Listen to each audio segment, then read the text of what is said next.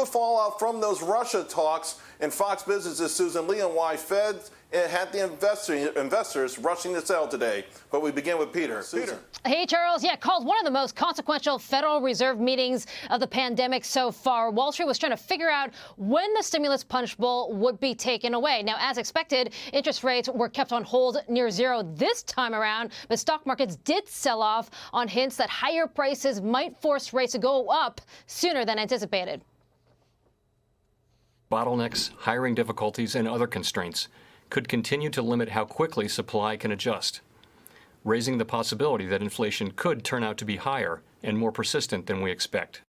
Which will force interest rates to go up, which, by the way, is a sign of a recovering economy. So the central bank now predicting 7% GDP growth this year. And if that happens, that would be the fastest pace of growth since at least the early 1980s. Prices or inflation will spike to the highest rate since 2007, and unemployment should come down to 4.5% this year. And as a result, there are now several members of the Federal Reserve predicting the first interest rate increase next year, 2022. The majority still think 2023 is more likely, but you can imagine Wall Street reacted negatively to this with a sell-off in major technology and consumer names. And Fed Chair Jay Powell, again, going out of his way to walk back some of those comments, saying that inflation, yes, has been higher than anticipated the past few months, but it's all just temporary, and the factors should reverse itself relatively soon, he says. He also noted that they will give a lot of warning before ending the monthly $100 billion plus in bond purchases, and that the jobs market, this is important, Charles, will be strong this summer heading into the fall.